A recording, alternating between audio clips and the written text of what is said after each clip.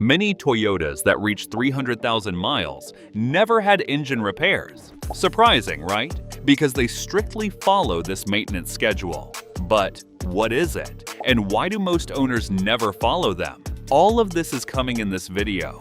Also, stick around for number 7, because I'll share one most overlooked habit that can alone save you from deadly accidents and wasting thousands of dollars. Let's get started. Number 1. Change your engine oil at the right time.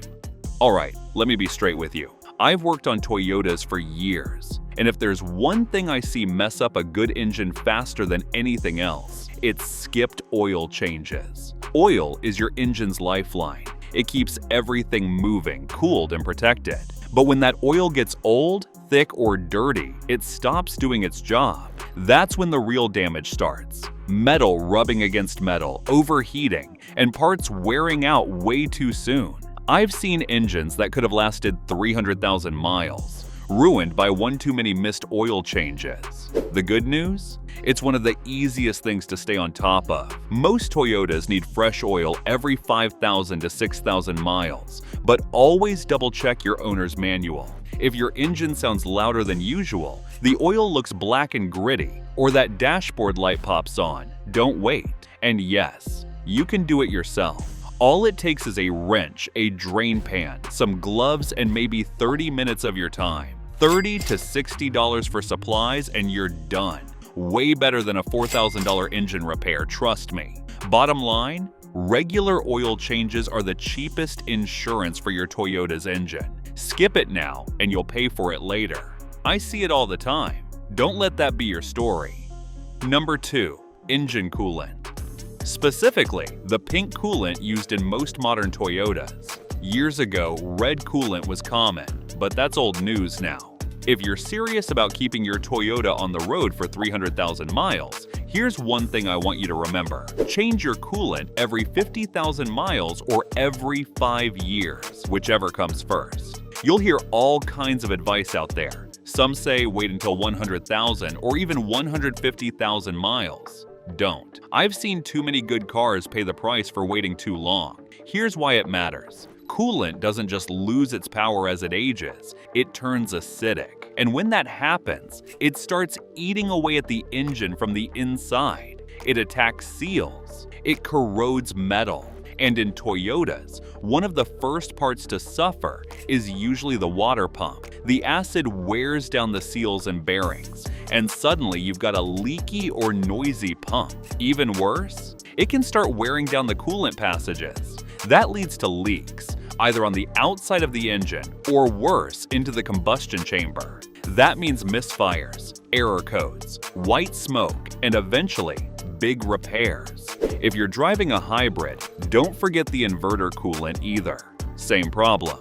I've seen plenty of inverters damaged just because the coolant wasn't changed in time. All of this is avoidable. Stick to the 50,000-mile 5-year rule and your cooling system will stay healthy. It's a small thing that makes a big difference. Trust me, coolant is cheap, repairs aren't.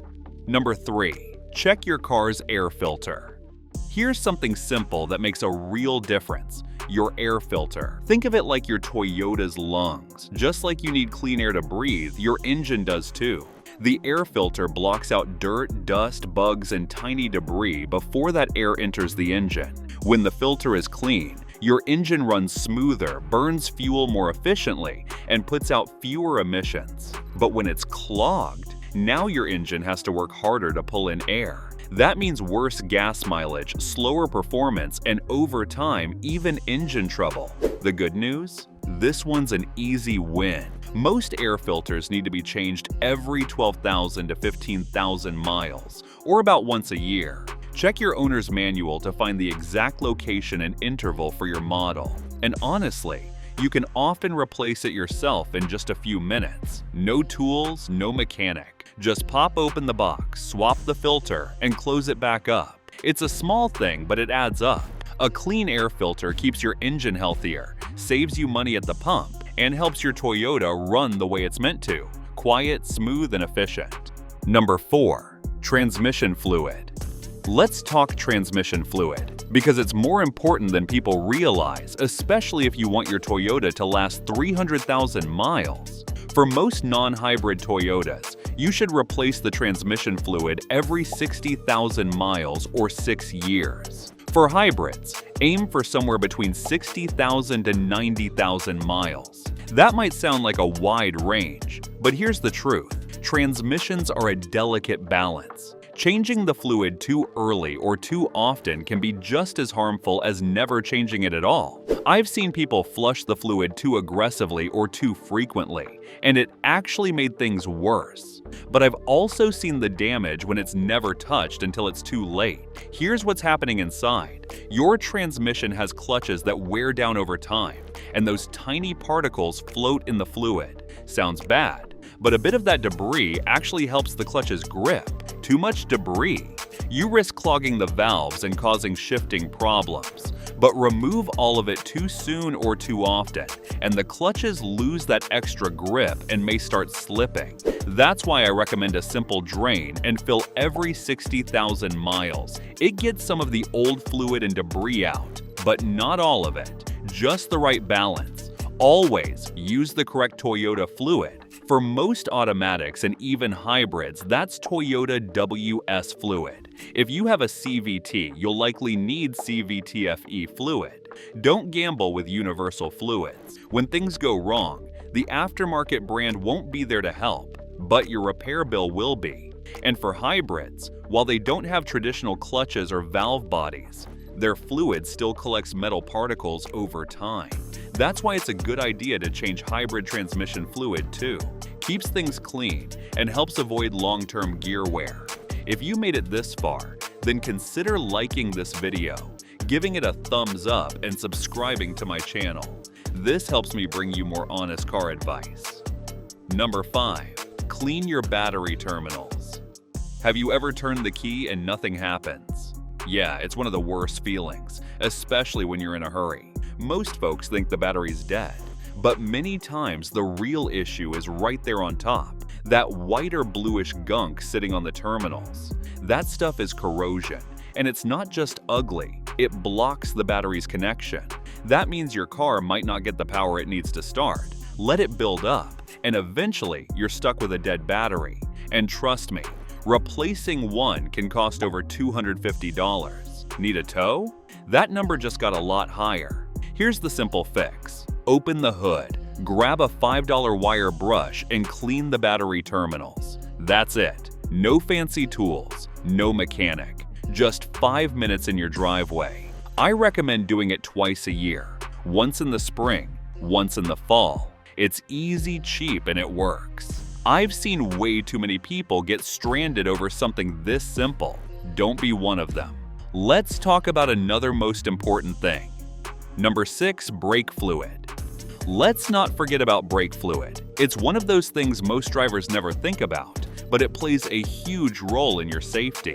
Brake fluid helps transfer the force from your foot to the brakes, so when you press the pedal, the car actually stops. If that fluid gets old, dirty, or low, your braking power can drop fast. I've seen it happen too often. A soft or spongy pedal, longer stopping distance, or even a brake warning light on the dashboard. These are signs your fluid may need attention. In Toyotas, I recommend changing the brake fluid every 3 to 5 years, or follow what your owner's manual says. Over time, the fluid absorbs moisture, which can lower braking performance and even damage brake parts from the inside out.